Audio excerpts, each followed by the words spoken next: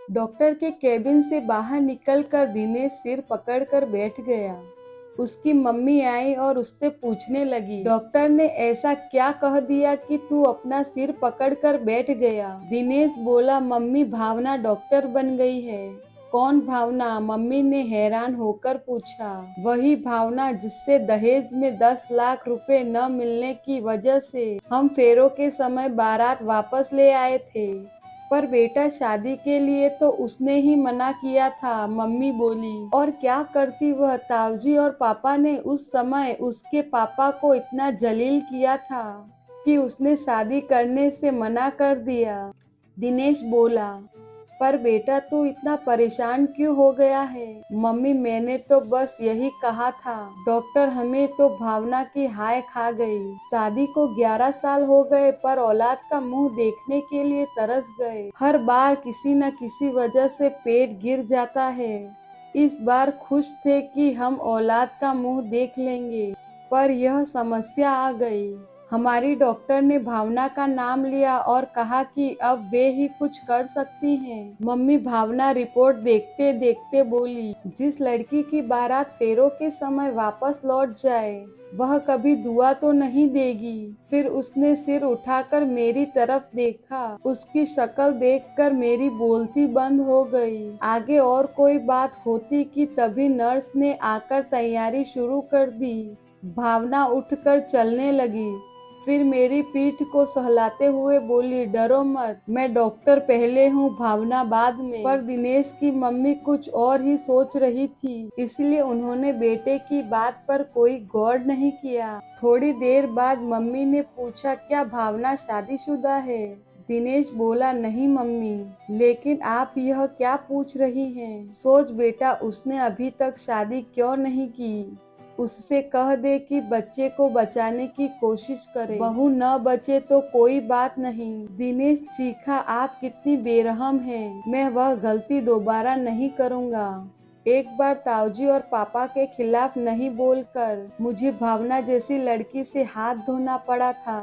मुझे अपनी बीवी और बच्चा दोनों चाहिए। उधर डॉक्टर भावना के सामने लेटी पीहू जिंदगी और मौत के बीच में झूल रही थी। वह उसी शख्स की बीवी थी जो भावना के साथ होने वाले फेरों पर अपनी बारात वापस ले गया था। डॉक्टर भावना के सामने उस दिन का एक एक सीन घूम गया जिसने उनकी जिंदगी बदल दी थी। दिनेश और भावना मंडप के नीचे बैठे हुए थे कि तभी दिनेश के पापा की आवाज गूंजी थी, रुक जाओ। फिर वे भावना के पापा से बोले थे, 10 लाख रुपए का इंतजाम और करो।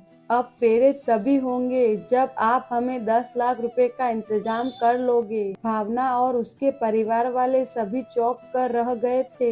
भावना के पापा और उसके चाचा दोनों दिनेश के पापा के सामने गिड़गिड़ा रहे थे, पर उनका एक ही राग था कि 10 लाख रुपए का इंतजाम करो, नहीं तो बारात वापस ले जाएंगे।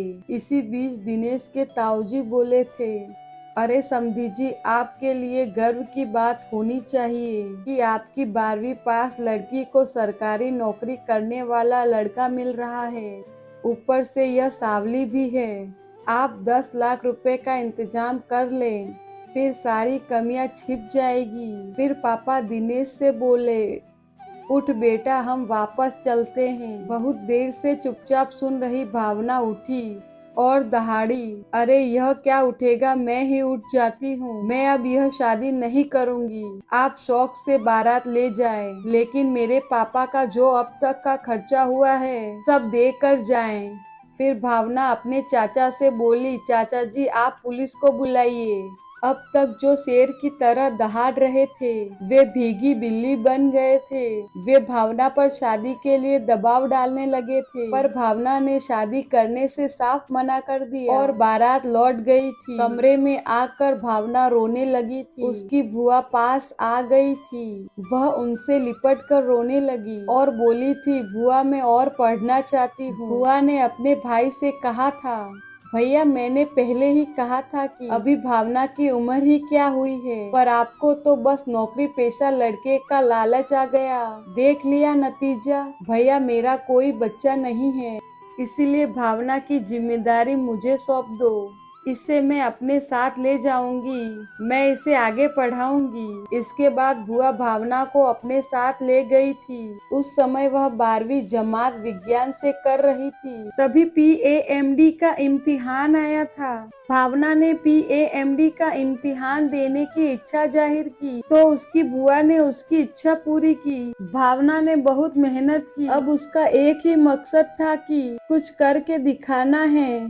उसकी मेहनत रंग लाई और उसका PAMD में चयन हो गया। भावना को पता था कि बुआ भी माली रूप से कमजोर थी, लेकिन बुआ ने किसी तरह उसे डॉक्टरी पढ़ाने के लिए बाहर भेज दिया था। भावना को बाद में पता चला कि उसकी बुआ ने उसके दाखिले के लिए अपने कुछ जेवर बेचे थे, इसीलिए उसने अपने दोस्तों से कहा कि उसके लिए कुछ ट्यूशन बता दे, जिससे वह अपनी बुआ को कुछ राहत दे सके। भावना के दोस्त उसके काम आए। उन्हीं में डॉक्टर विकास भी थे। उन्होंने कुछ ट्यूशन बता दिए। बस यहीं से भावना की निकटता डॉक्टर विकास से बढ़ने लगी और उस हद तक पहुंच गई जहां दोनों एक दूसरे के बिना नहीं जी पा रहे थे। 3 साल के बाद भावना एक नर्सिंग होम की मालकिन थी।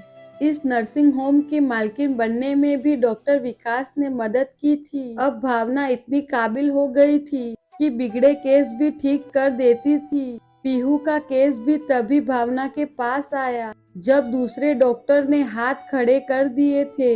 डॉक्टर भावना के लिए यह सबसे मुश्किल केस था, क्योंकि अगर वह अपने काम में नाकाम हुई तो लोग यही कहेंगे कि भावना ने अपना बदला ले लिया, उसका करियर भी चौपट हो जाएगा। जबकि उसको पता था कि उसके सामने लेटी औरत का कोई कसूर नहीं था। भावना को बार बार पसीना आ रहा था। उसकी ऐसी हालत देखकर नर्स बोली, डॉक्टर क्या हुआ, आप अपने आप को संभालो। भावना बोली, डॉक्टर विकास को फोन लगाओ। थोड़ी देर बाद जब नर्स ने कहा कि डॉक्टर विकास कुछ ही देर में पहुंचने वाले हैं, तब जैसे भावना को हिम्मत मिली। अब उसके लिए पीहू एक आम मरीज थी। 2 घंटे बाद जब बच्चे के रोने की आवाज गूंजी, तब सब खुशी से उछल पड़े। बाकी काम अपने सहायकों पर छोड़कर डॉक्टर भावना डॉक्टर विकास के साथ बाहर निकल गई। पीहू 3 दिन अस्पताल में रही। दिनेश और भावना की मुलाकात नहीं हुई, या दिनेश खुद ही भावना से कन्नी काट लेता था। 3 महीने बीत गए थे। भावना अस्पताल जाने के लिए तैयार हो रही थी कि तभी एक आवाज ने उसे चौंकाया। उसने आवाज की तरफ देखा और बोली, अरे पीहू जी, आप अपने बच्चे को डॉक्टर भावना की गोद में सौंपते हुए। पीहू बोली, मुझे सब पता चल गया है जो इन्होंने आपके साथ किया था। मैं तो अब सब कुछ भूल गई हूँ, क्योंकि आज मैं जिस मुकाम पर खड़ी हूँ, तब मैं सोचती हूँ कि अगर उस समय मेरी शादी हो गई होती तब मैं इस मुकाम पर नहीं पहुँच पाती। पर इन्होंने जो किया वह गलत किया। हाँ, मुझे भी उस समय बुरा लगा था कि दिनेश ने अपने पापा का विरोध नहीं किया था। तब मुझे लगा कि अगर मेरी शादी दिनेश से हो जाती तो हो सकता है कि बाद में भी दहेज ही मेरी मौत की वजह बन जाता। इसीलिए मैंने शादी के लिए मना कर दिया। फिर भावना ने पीहू से पूछा, क्या अब भी दिनेश ऐसा ही है? नहीं, अब वे बदल गए हैं। मुझे आपके अस्पताल की नर्स ने बताया कि उस दिन भी इनकी मम्मी ने दबाव डाला था कि डॉक्टर से कह दे कि अगर बचाने की बात हो तो बहू को नहीं बल्कि बच्चे को बचा ले। तभी इन्होंने मम्मी को डांट दिया था। उन्होंने अपनी माँ से कहा था कि एक बार पापा की बात का विरोध न करके भावना जैसी लड़की को खो बैठा हूँ, पर वह गलती अब दोबारा नहीं करूँगा। तब मुझे यह पता नहीं था कि वह लड़की आप हैं। बात को मोड़ देते हुए भावना ने पूछा, इस बच्चे का क्या नाम रखा है? विकास, पीहू बोली। तभी डॉक्टर विकास वहां आए। अपना नाम सुनकर वे बोले, मेरा नाम क्यों लिया जा रहा है? पीहू ने बताया, हमने अपने बच्चे का नाम आपके नाम पर रखा है। डॉक्टर विकास बोले, अरे विकास नाम मत रखो वरना मेरी तरह कुंवारा ही रह जाएगा। देखो कैसे ताना मार रहे हैं। भावना बोली, आज से पहले कभी इन्होंने प्रपोज नहीं किया। और आज प्रपोज किया है तो ताना भी मार रहे हैं। अब मुझे क्या सपना आया था कि आपसे केवल दोस्ती नहीं और कुछ भी है। डॉक्टर विकास के बोलने से पहले ही पीहू बोली, बहुत खूब, दोनों ने प्रपोज भी किया और ताना भी मारा। अब शादी की तारीख भी तय कर लो। शादी की तारीख तो हमारे बड़े तय करेंगे, वे दोनों एक साथ बोले। कुछ दिनों बाद भावना और विकास की शादी की तारीख तय हो गई। दिनेश और पीहू उनके खास मेहमान थे।